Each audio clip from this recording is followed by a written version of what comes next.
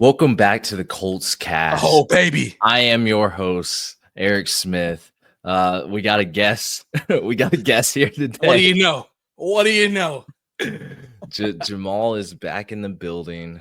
The other co-host of the Colts cast. If this is your first time listening, this is us. Hey, welcome back, Jamal. Appreciate that. For those of y'all who can't tell, I'm in a different setting right now. Eric neglected to tell y'all I'm currently in South Carolina, 10 minutes from him right now. So he didn't tell y'all. That's why I hadn't been on the Colts cast. But he didn't tell me. I was on my Chris Ballard fashionably late swag where I ain't got to show up when I don't want to. So if he can show up late to meetings or postpone them, I can postpone the pods when I need to, baby. That's why we here. We here. That's true. Can't lie about that. Chris Ballard is a postponer. What can we say? And yet again, we have another episode about Chris Ballard, because why not? Because the 2025 NFL draft is officially over. We had some offseason additions, and the culmination of that. Jamal, I mean, we're gonna ask you. We're of course gonna ask the fans of the show, like, Jamal, does this change our opinion on Chris Ballard? Because he took a swing during free agency, some bigger signings in the secondary, and then in the draft, we got Tyler Warren, fan favorite, and I think we had a pretty good draft, in and out. Like, I think I personally had maybe one pick that I was like, but a lot of people actually like DJ Giddens, so maybe I'm wrong about him. Jamal, what is the opinion on Chris Ballard now? Is it better? Is job still on the line, I'm assuming, but just talk about it. Yeah, we can definitely talk about it. Before we do, y'all know the drill. Hit that like and subscribe button. Drop a comment. Let us know that you're here. If this is your first time at the Colts cast, welcome. I appreciate you guys dropping by. If you're a continuous listener, appreciate y'all coming back. Kind of like we mentioned before, sorry for the delay. I had a couple of things coming up with travels and all that good stuff. So glad to be back on the pod. Eric had to jump the gun on a couple episodes, and I respect what he did. He was out here getting busy while some of us couldn't. But we read the comments. Eric's been blowing me up about them, so we back in action. Where's Waldo, boy? Yeah, we back in action. We back in action. Had to get Jamal back. I held the draft down though. Yeah, he held it down for real. But listen, simply put for us here, guys, and again, I know it's been, guys and gals, it's been a little while since I've been on here, but I'm just gonna kind of give a quick little overview. The draft is over. Eric's already given the breakdown of the players. I agree with majority of the things he said, so I don't have to go down that rabbit hole and kind of talk to y'all about everything that's going on. As he already mentioned and he's alluded to, and I think everyone in Colts Nation, from Reddit to X or Twitter or Facebook, whatever you call it, everyone's been excited. They've been hyped for what's going on with the Tyler Warren and what he brings to the table. And I like Eric mentioned in his draft, I'm fine with either Tyler Warren or Loveland. I'm glad we got Tyler. I'm all about him. I would have been fine no matter what. But the bigger question is kind of what this episode is surrounded by is, where does Ballard stand with the draft, and how does this draft and this offseason secure his future, his job in the future? Because we know there are a lot of people calling for his head back in January, December, whatever you want to cite. I guess it was technically January. They're calling for his head. They said, hey, let's get him out of here. But we know Jimmy Irsay wasted no time to come back and say, hey, listen, we like what's going on. We're going to keep what we have going on. So now that we've seen the Cam trade going on, the Bynum, and then the Tre'Davious Ward going on, and then of course we see everything going on with the draft. Where do we stand? How has Chris Ballard said, hey, here's what we're going to do? So let's talk about it for a few minutes, because I think it's important for all of us to just kind of have a step back and think about where we stand right now.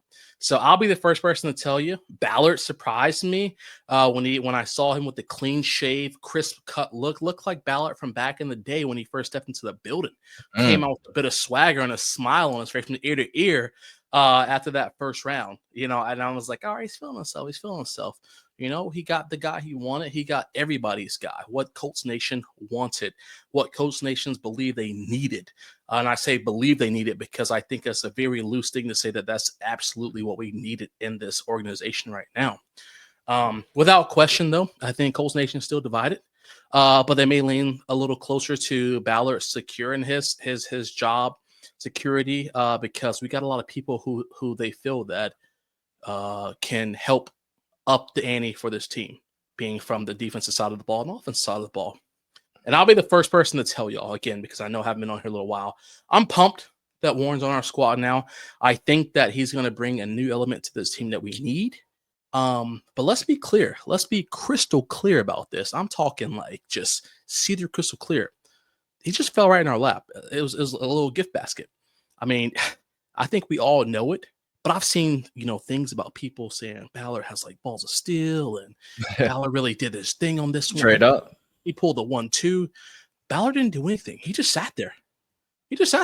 Well, he had faith. He said, we're going to get our guy. And he didn't think the 49ers, Cowboys, or Dolphins would take him. And he was right. He lucked out that he was right. Yeah. Or he just strategized, man. You can't strat. Yeah. You can't strategize like that. I mean, why not? Why not? You know what the Dolphins needs were. You know what the Cowboys needs were. You know what the 49ers needs were. I mean, highly unlikely they were going to take a tight end. Highly unlikely, yes. But I can't sit here and say that he's the Nostradamus of football because he let a player fall into his lap. So let's just there were reports that people were trying to trade up with the Chicago Bears for Colston Loveland. So if we're talking about, I don't know if the Colts were one of them or if it was other teams. I think Broncos might have been one. I mean, Colston Loveland was also he was the hot commodity tight end this draft. Now it sounded like Tyler Warren fell out of that number one tight end that a lot of people were mocking, but I think that's why I kept slamming the table for Colston Loveland to be a little bit better draft prospect than Tyler Warren overall when you look at it. But I think if they utilize Tyler Warren the right way, he could end up being the more productive one. Anyway, Jamal, just say you hate Ballard. He didn't have to trade up. Before I go down that rabbit hole, and you already said you wouldn't want to trade up for Tyler. Correct, and I still stand. Obviously, it's easy for me to say. I say 10 toes down for that now because we didn't have to, but I still stand exactly where I did pre-draft, where I think that we didn't need to make that move no matter what, because we needed to focus on what was the BPA at that particular time. And like you said, I mean, I think we both hit the table for Colston Loveland, and I think across Colts community it was a lot of up and down about what they wanted to see in this person, but I think that no matter what is. If he fit the bill for what your team needed, then you're going to get either tight end, And so I think that Colts would have been completely content with either one. Had we gotten Loveland, I think the same speech would have been there. Hey, we got our guy. This is who we wanted to see. For one, they're never going to say, oh, we didn't really want this person. We wanted somebody else. Let's be crystal clear about that. We all know that. So it's easy to beat the table at the end of the day and say, Warren was our guy. We wanted from day one. I don't know, Eric, or even anybody else in the Colts community have watched the behind the Colts stuff, but part 2 came out. I think it was last night. Watched a little bit of that. And I mean, they were riding him like a bus route. It was pretty wild. But again, I think that the film probably could have been the same thing had Loveland been there. But this is not about Loveland because we got Tyler Warren on the squad. And this let's focus back on Chris Ballard and where we stand. Was this the turning point? No. This was not the turning point. No, I was going to give it to people I was going to give it to people at maybe like the 20-minute mark, but we're just going to give it to him at the 9-minute mark. No, it ain't the turning point. Because this was an interesting draft for Chris Ballard. This is an interesting draft. I kind of went back and looked at Ross scores, or Ross. I don't want to say Ross scores because I'll say athletic score. I don't want to double. But I looked at Ross year over year versus what we've had this year. And it was interesting because, you talked about this during your draft episode where you talked about, maybe some of these decisions you didn't quite understand that Ballard made and kind of where we stand. Looking back historically for him, last year alone, the Colts Ross basically said we had the most athletic team in the NFL. We had the most athletic draft in the NFL. We saw what that got us to essentially nowhere. We missed the playoffs, whatever the case is. Ballard kind of switched that up to this year. Of course, without having Leonard, and without having Warren's Roz in there because they didn't participate in all measurables. Other than that, our scores are they were still majority over 9, but there were a couple who were low. So I was kind of surprised to see that Ballard kind of took a different approach. And even in that behind the Colts thing, he really looked into Jalen Walleye and Wally, I'm Justin sorry. Wally. Justin Wally, I'm sorry, y'all. Justin Wally and kind of talked about why he wanted him to be that player. And if you look at his Ross, it wasn't that high, but there were some intangibles that he had that Chris Ballard felt that it was needed to be that Kenny Moore back, that Kenny Moore of the future. So there were some interesting tidbits that I've seen that maybe Ballard has a different approach in regards to his drafting this year, which I find very interesting because we know that Ballard typically just goes off that Ross historically, and we see that high number, and it doesn't matter whether or not their film shows it. It's like, okay, here we go. This is where we want to stand. So I think he kind of took a little bit of a different approach with that. And I don't know if it's because Lou's in the building and he felt like maybe he could Lou's going to come in and do something different, or maybe he just felt like at this point at the time at this 9-year mark we have to take a new approach. But I think it's safe to say with seeing these players like Justin Wally, again, apologize about that and that miscommunication of his name, but these guys who have the potential future of the team, of these players that are on the squad right now, he wanted to elevate this team into a different way. So I'll give him credit for that. Now, Eric, I think this draft was kind of, hey, we're going to draft some high floor players, and not draft just for ceiling. Hey, this guy with a 9.9, like these really highly athletic guys that maybe didn't produce as well in college, but now we see this one, like, yeah, Wally, he's a very experienced corner, came out of Minnesota. He's played a few years. Tui Molau also played a lot of football, never got hurt. Ohio State national champion Tyler Warren had a really strong senior year, but he drafted a lot of guys that were highly productive, at least in the first 3 rounds in their last year. So he wants guys that are day one impact players because why, Jamal? Because he needs people to perform now. Immediately. Correct. So that's how I viewed this draft as, hey, Tyler Warren's still the ceiling's very high for him, but floor's right there too. Like, I think JT, the edge rusher, same way. Wally, these are guys that Wally probably doesn't. I don't know. I have questions about his length and things like that. I think he's just a Kenny Moore Jr., so I reminded him of them. So hey, if he can put some muscle on, become a stronger tackler, like things change. But yeah, you look at some of these guys and you're like, okay, he wants players now. He needs impact, productive players now. That's how I looked at it. That I think that's why he took a different approach to this draft. I'm sure Steichen's the same way. Like, look, we got to take the AFC South now. Yeah, I fully agree, and I while I think that Ballard wants to do that, I don't think that right now, based off what we've seen, we're still in that position. Because while I think that some of these players could come in and be impact players, there are more than just these individual players coming in that's going to work that we need for this team to take over the AFC South. People have continued to still praise Ballard, left and right, and now all of a sudden, because we got Tyler Warren, there's nothing else he needs to do. His job is secure for the next 10 years. Now, I'll be a liar if I sat here and told any of y'all that I think that Ballard probably didn't just secure himself at least another 2-3 years because of this. What? This offseason, Cam Bynum, Tre'Davious Ward, Tyler Warren, listen. Yeah, Lil John, I'm telling you right now, here's the way it goes. I think that Ballard's bought himself a couple of years because he's now showed everybody that he wants to put his best foot forward to try to win. People are saying this is Ballard's best draft in 9 years. His back is against the wall. He's having to do all these things right now to say, hey, listen, I'm still here for the long haul. I want to show you guys that this is where I want to be. I think where it's going to get real hairy for him, though, is the Anthony, Anthony Richardson. Yeah, we don't have a quarterback right now. Exactly. And I think that's where it's going to get pretty dicey because if if Daniel Jones comes in and wins the job, you can't keep Chris Ballard because that showed that he was incompetent in regards to drafting this quarterback, and he couldn't figure it out. Can't keep But Steichen at the either. same time, I see. But I don't think Steichen deserves as much of this. This is only his. He's still fresh to this entire situation. While I think that he matters a lot for the development, you can I think that there's been enough of Ballard of 8 years of just of a mess that you can't necessarily kick your head coach out who's coming in still on on only a couple years of being in here. Like I don't think that Steichen is the problem right now.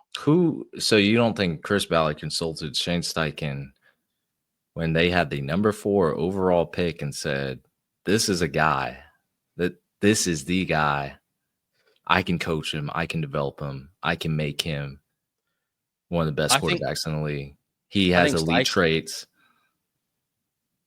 I think Steichen as a rookie head coach is going to say whatever. It's going to get him somebody. Ballard didn't. People don't want to hear this, but we all know Ballard. Ballard wanted CJ Stroud. Everybody wanted CJ Stroud. We all know that. He had to settle for what was best next, and that was Anthony Richardson at that point. Which is why he's had How do we all know these. that? We're y'all. Everybody in Colts Nation, you're not dumb. We just that. talked about how he values athletic players and maybe that Agreed. transition or that kind of echoes the quarterback position when you have the most athletic quarterback in the NFL. So Yes. But you had a somewhat proven player versus an unproven player. And all we've heard since we've seen Richardson not be on the field and productive as well as he should be is Ballard retracting statements saying, hey, listen, maybe we shouldn't have played him as early. Maybe we should have done this. Well, maybe we should have done that. So it's a lot. It's a lot. And I agree. I mean, I agree with that. I agree. But I don't really know how to have that conversation without being probably biased, obviously more towards my side, because I think that, you had to go with what was the best option right there. Whether or not you agree that was the best option or not, I don't think that Ballard necessarily would have gone head first in. I know Jim Irsay said that Richardson was our guy the entire time, but again, what organization is going to sit here and say, you know what, this wasn't our guy, but we got who we thought was best? That would have been the same thing as saying last year that Latu was our guy from the beginning in the draft. You see, saying that Latu, no matter what, was going to be the Colts number 15 pick last year. No, that's a lie. That's just a lie. So I can't sit here and say that Ballard full force was going to pick Richardson over someone like Stroud from the very beginning. I hope that Richardson doesn't lose this battle. Now, if that means that Chris Ballard gets fired, then I hope Richardson loses the battle. But I don't want Richardson to lose the battle for the sake of Daniel Jones. But I think Richardson really is tied to Steichen, is tied to Ballard. I don't believe like if Ballard's gone, Steichen's gone. If Steichen's gone, Ballard's. I don't think they took a leap of faith. Like this is how GMs this is how GMs make a name for themselves. This is how they keep their job. And if you hit a quarterback, you have a job probably for the next 10 years. You start missing on some and you haven't had an AFC South title in X amount of years and you haven't made the playoffs. And look, because like the Seattle Seahawks, they just drafted Jalen Milroe. You know who his NFL comp is? It's Anthony Richardson. You know what he's not going to do? He's not going to start year one because they have Sam Darnold. So he's probably going to sit on the bench for a year. Maybe he comes in this year if Darnold starts seeing ghosts, but Darnold is the projected starter for the foreseeable future.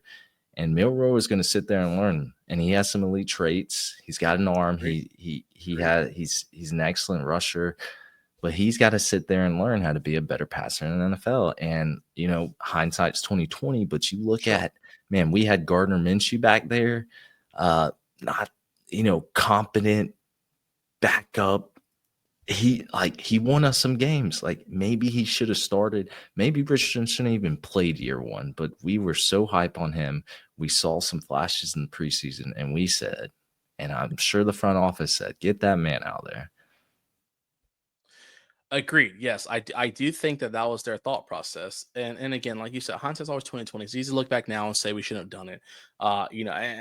So it's hard to say that. But I think that, while while I understand what you're saying about Steichen should be tied to Richardson because it was probably a collective He agreement signed off between. on it. Yeah. Who else is he going to sign off on, though? Bro, if Richardson is cooked, you are cooked too. See, and that's the problem, though, because so you mean to tell me that during the entire 8 other years of Ballard just missing cues on quarterbacks, none of it was his fault in regards to that? Which quarterback? Which quarterbacks?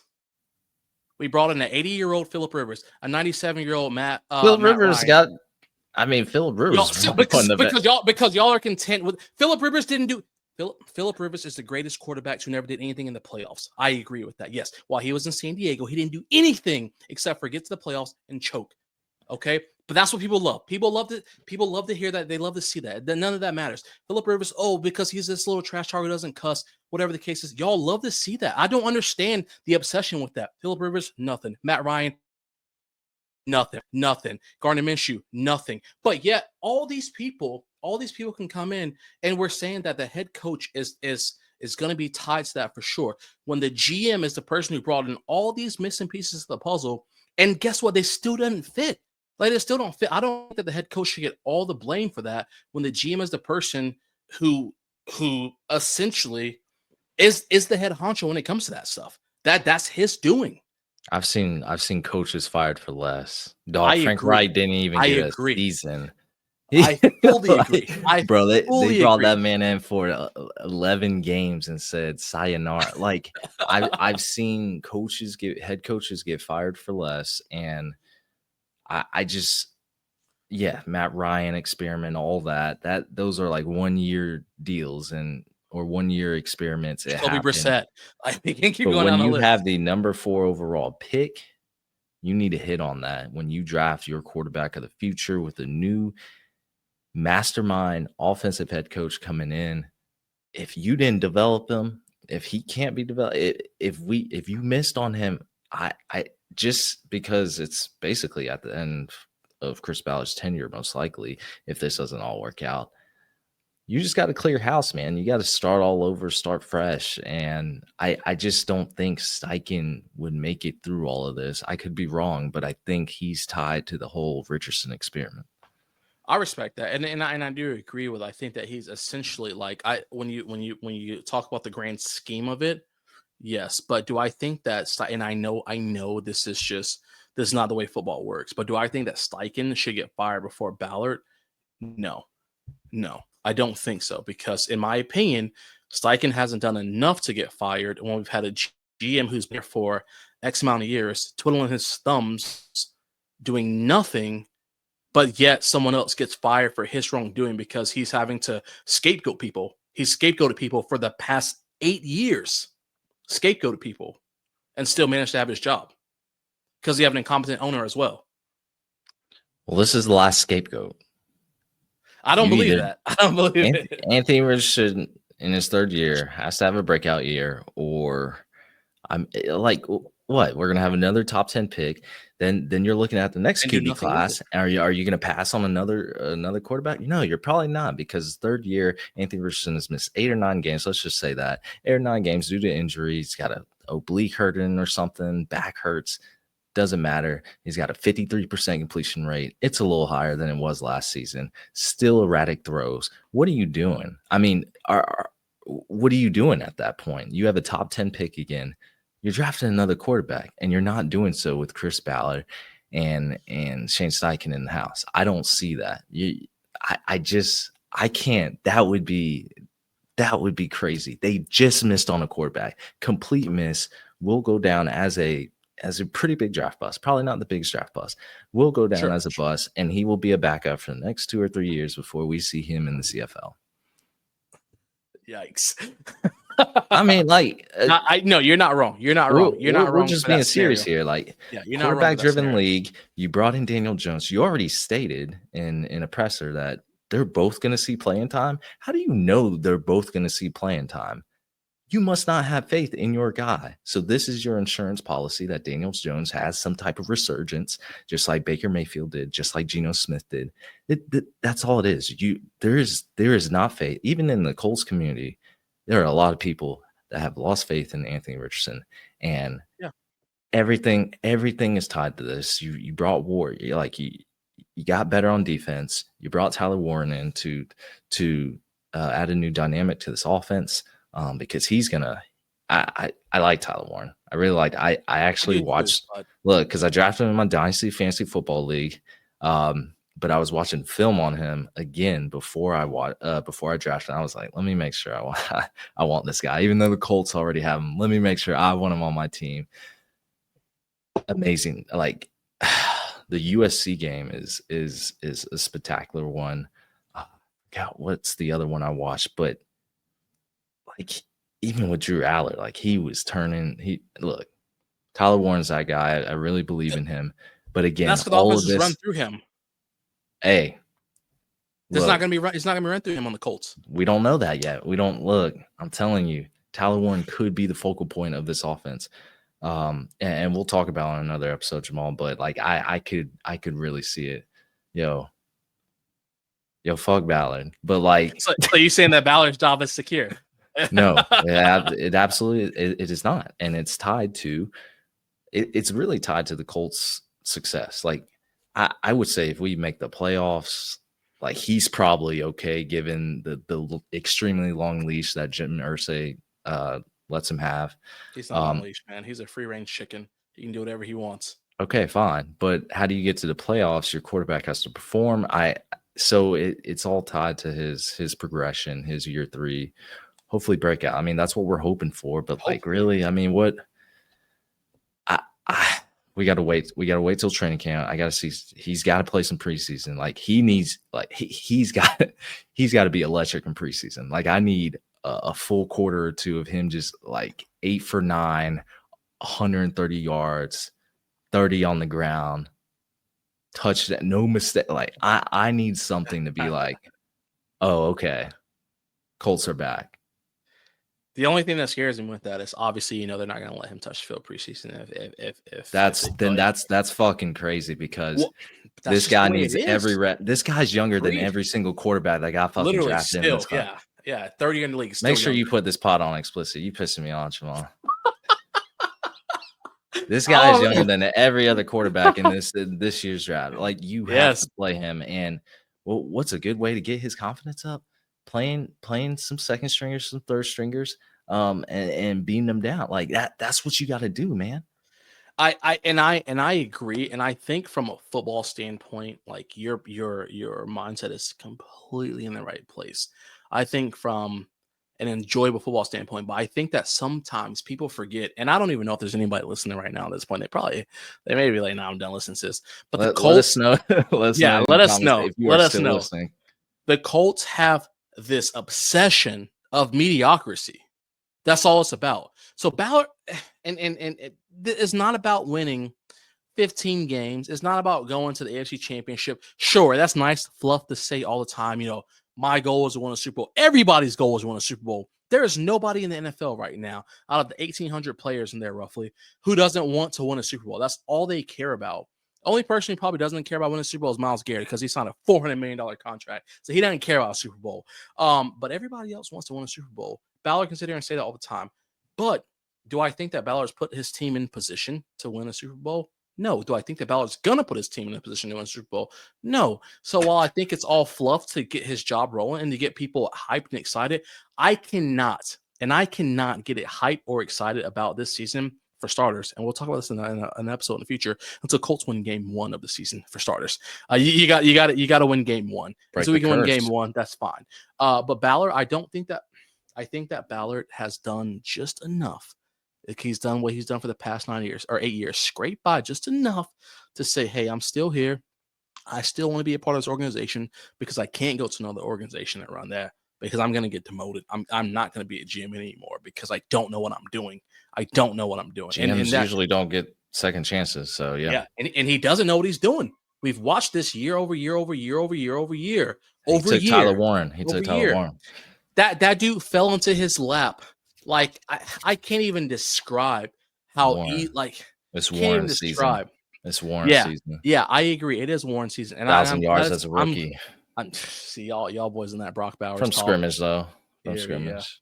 This is the thing. People think he's going to be this phenomenal weapon to use on every single down. Y'all forgot.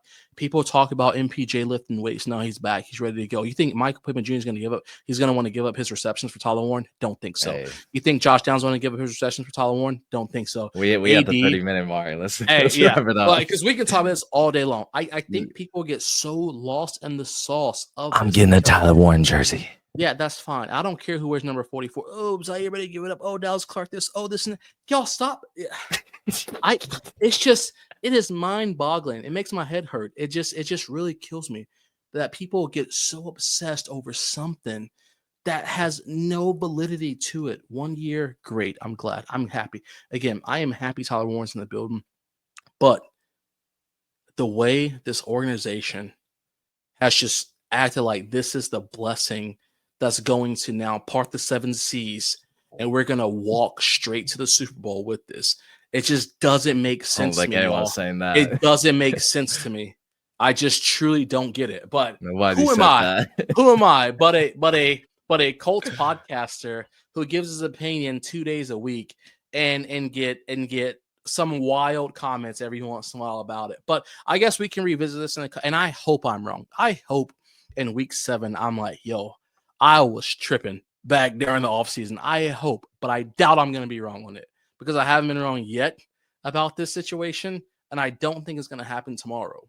So, or the next day, or the next month, or the next month. So we'll see. We'll see. Man. NFL draft's one of my favorite times. So if we looking for a quarterback, then I cannot wait, boy. I'm gonna be dissecting them boys. Yeah, you know what y'all gonna do? Y'all gonna it could be the greatest quarterback prospect ever. Y'all gonna be like, it ain't Arch Manning. That's all y'all gonna say. It ain't. He's Arch not coming Manning. out next year. I'm not worried about that. That's all y'all gonna say, man. But full faith. I don't have full faith in Richardson, but I hope that he pans out because quarterback is one of the hardest things to find. So I don't want him to flame out, but I mean, he's not on the right path. But man, one of our longest episodes yet. Yeah. A lot to talk about, even in the offseason. Jamal's back with us. Finally, he decided to unretire. So welcome back, Jamal. Yeah, I'm on my Tom Brady swag. What's up? I like that. That's going to be it for us, everyone. Thank you for listening to the Colts Cast. We are live on Apple Podcasts, Spotify, YouTube, or any platform you use to listen to podcasts. And we'll be back next time to give you some more Indianapolis Colts content. Y'all take care. Take it easy.